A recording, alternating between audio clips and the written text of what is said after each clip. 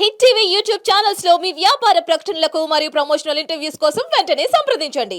So అంటే ఇప్పుడు మీకైతే 8 లాంగ్వేజెస్ వచ్చని చెప్పారు కదా సార్. అంటే మీ వైఫ్కి కానీ మీ పిల్లలకి కానీ అసలు ఎన్ని లాంగ్వేజెస్ వచ్చు? మీ అందరూ కలిపి ఏ లాంగ్వేజ్లో మాట్లాడుకుంటూ ఉంటారు? మేము మిక్స్ చేస్తూ ఉంటాం. అంటే ఇంట్లో కొన్నిసార్లు ఇంగ్లీష్ ఉండొచ్చు, సమ్ టైమ్స్ తమిళ్ ఉండొచ్చు. ఇది change.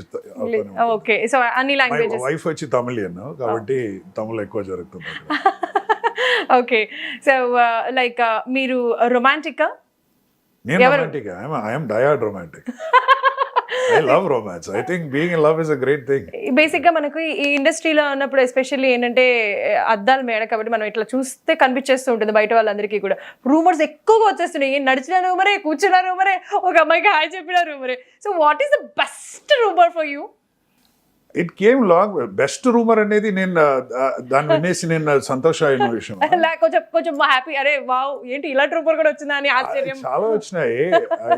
But I mean I don't want, it's really cheap. అంటే రూమర్స్ అనేది చాలాసార్లు ఇట్స్ అబద్ధమని చెప్తుంటారు వాళ్ళు. అవును. సో కాబట్టి I don't want to promote that. So దాని గురించి ఇప్పుడు నేను మాట్లాడితే బాగుండదు. బట్ ఇంటర్నెట్ లో వెళ్ళి చూస్తే అది కొన్ని ఉన్నాయి అక్కడ. నేను ఏదో ఒక అసలు ఏమి తెలియకుండా రూమర్స్ పెట్టే వాళ్ళకి మీరు ఏం చెప్తారు? ఏం చెప్పనండి, నేను ఐ జస్ట్ ఇగ్నోర్ దెమ్. ఎందుకు వాళ్ళతో వాళ్ళతో మాటలు అక్కర్లేదు. ఇప్పుడు so I tell this to people. కొన్ని వచ్చి అడుగుతారు కదా, ఇది నేను వీళ్ళ గురించి ఇలా వాళ్ళు చెప్తున్నారు, వీళ్ళు చెప్తున్నారు అంటే మై ఫస్ట్ రియాక్షన్ చూడు, నా గురించి కూడా ఏదేదో చెప్పారు, అది అబద్ధం అనేది నాకు తెలుసు. సో ఇదంతా చదువు ఏదో అది నిజాన్ని అనుకోకు. It's not true because most of it is actually lies. ఈ గాసిప్ అనేది most of it is lies. అది దాంట్లో ఏదైనా చిన్న విషయం ఉంటే దాన్ని పెద్దది చేసి ఏదో ఎక్స్ట్రా మసాలా యాడ్ చేసి వాళ్ళు చేస్తుంటారు. సో నేనైతే because I'm in the industry I will tell people, gossips నమ్మకండి. It's not true at all. దాంట్లో ఉండే విషయం వేరే ఏదో ఉంటుంది. They will change it. So that's my reaction to it. Okay. So sir, RGV గారి మీద మీ ఒపీనియన్ ఏంటి? Oh, I love him. Oh, yeah. అంటే he is one liberated soul. ఆయన అయితే ఇప్పుడు నచ్చిన విషయం చెప్తుంటారు. See, దానివల్ల ఆయనకి ఏదైనా నెగటివ్ ఉండొచ్చు. But he is decided he doesn't care కదా. So I think that is ultimate liberation. ఆ లిబరేషన్ అయితే నాకు అంత గట్స్ లేదు మాట్లాడడానికి. But I agree with most of what he says. చెప్తా నేను. So I think what he thinks is correct. But దాని గురించి మేము బయట మాట్లాడలేం. So I say quiet about it. So I don't comment on that. But I think is a liberated soul. ఆయన వచ్చినట్టు మాట్లాడతారు. అది ఒక వైపు చూస్తే అది మంచి విషయం. అలా ఉండాలి. నేనైతే ఒక లిబరేటేరియన్ కాన్సెప్ట్ ఏమిటంటే, ఇంకొకరిని ఫిజికల్ గా మనం ఏదైనా హార్మ్ చేయకపోతే ఏదైనా మనం చేయొచ్చు. ఇప్పుడు నేనేదో ఆలోచన నాకుంది, నేను ఏదో చేయాలి నేను అనుకుంటే that is my personal wish అండి. ఇంకెవరిని హార్మ్ చేయలేదు కదా. నేను వచ్చి ఎవరినైనా కొడితే అప్పుడు మాట్లాడండి.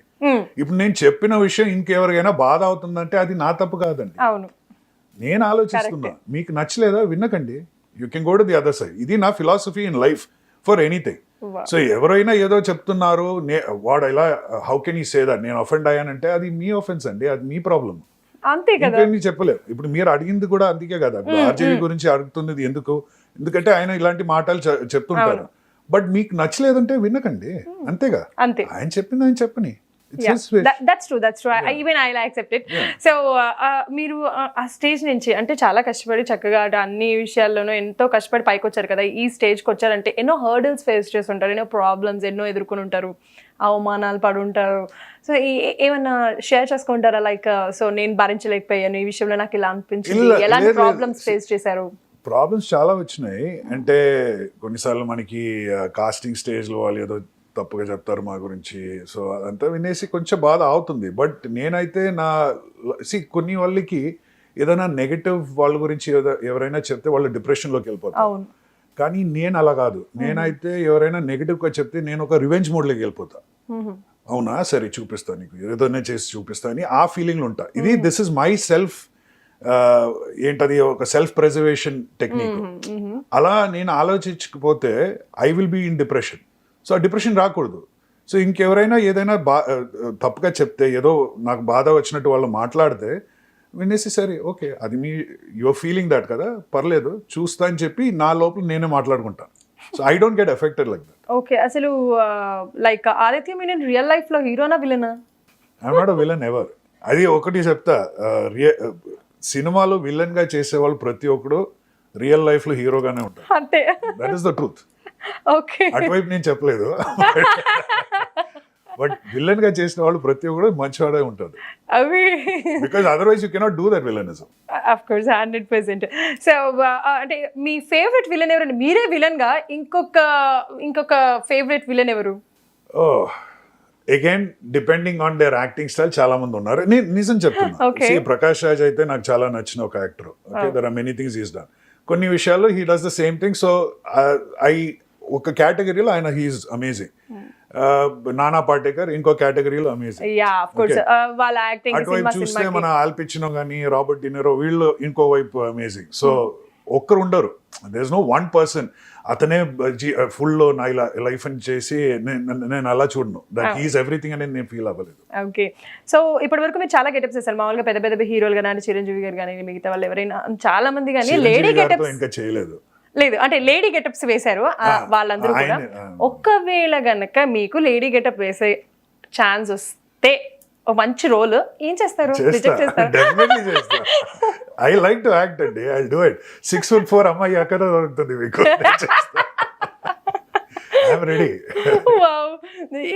ఇప్పుడు ఈ మధ్య కాలంలో చాలా మంది సినిమాలకి వచ్చేసేయాలి చేసేసేయాలి అంటే చూస్తే ఈజీ అని అనేసుకుంటూ ఉంటారు చాలా మంది. దాని వెనకాల ఉన్న కష్టం ఏంటి అనేది చేసే వాళ్ళకి మాత్రమే తెలుస్తుంది కదా. మరి అలా వచ్చేయాలనుకునే వాళ్ళకి మీరు ఏదైనా చెప్తారా? లైక్ ఏం చెప్తారు? ఒకటేమో మనకి స్విమ్మింగ్ మనం నేర్చుకోవాలంటే చెప్తారు కదా, you have to jump in the deep end. ఎక్కడైతే డెప్త్ ఉందో అక్కడ ఉంటేనే మనకి స్విమ్మింగ్ వస్తుంది. ఇంకోటి ఈ లైఫ్ జాకెట్ అంతా వేస్తే మనకి స్విమ్మింగ్ రాదు. సో ఇదే మీకు కావాలి. ఫస్ట్ అయితే మన గురించి మనమే అర్థం చేసుకోవాలి. డెఫినెట్లీ మీ లోపల టాలెంట్ ఉందా లేదా, మీకు ఒక ఇంట్రెస్ట్ ఉంది చేయాలని అనిపిస్తుంది బట్ యూ వాంటెడ్, అలా రాదు. ఫస్ట్ అయితే మన గురించి మనమే ఒక సెల్ఫ్ అసెస్మెంట్ చేసుకోవాలి. నా దగ్గర ఉంది ఈ టాలెంట్ డెఫినెట్గా అనేది first. Second, you should be ready to let go of all life lines. ఇదే చేయాలని మనం డిసైడ్ అయ్యి దాని లోపలికి వెళ్ళిపోవాలి. అప్పుడు చాలా కష్టాలు వస్తాయి. డబ్బు ఉండదు, పీపుల్ రెస్పెక్ట్ వెళ్ళిపోతుంది, మా ఫ్యామిలీ వాళ్ళు సపోర్ట్ చేయరు, అంతా జరుగుతాయి. సో దానికోసం మనం రెడీ అవ్వాలి. మెంటలీ దానికి ప్రిపేర్ లేదంటే చేయలేం. చాలా మంది వచ్చి ఏదో ఒక పని చేస్తుంటారు, నాకు యాక్టింగ్ అంటే ఇష్టం అండి, ఒక ఛాన్స్ ఇస్తారు, అలా జరగదు. అంతే, దాంట్లో you have to let go of everything. ఇది మాత్రమే నా లైఫ్ అని మీరు ఆలోచిస్తే మాత్రమే మీకు వస్తుంది. సో అది కూడా చేసుకుని ఇది కూడా సైడ్ లో చేద్దాం అంటే ఇది ఒక సైడ్ బిజినెస్ కాదు. సో చాలా మంది అలా ఫీల్ అవుతారు కదా, వాళ్ళకి చెప్తున్నా ఇది ఒక సైడ్ బిజినెస్ కాదు. మీరు యాక్టింగ్ డెడికేషన్ కావాలి, అంతా వదిలేసి రావాలి. దానికి మీరు రెడీగా ఉన్నారంటే ఇది అందరితో జరగదు. అంటే ఇప్పుడు నాకైతే కొంచెం ఐ హ్యాడ్ బెనిఫిట్. ఇప్పుడు మా వైఫ్ నాకు సపోర్ట్ చేసింది, మా ఫ్యామిలీ కూడా కొంచెం సపోర్ట్ చేసింది. కొంచెం అంటే ఐ డెంట్ గో హంగ్రీ. భోజనాలకి కొంచెం డబ్బు వచ్చేలా వాళ్ళు చూసుకున్నారు. So therefore I could do it.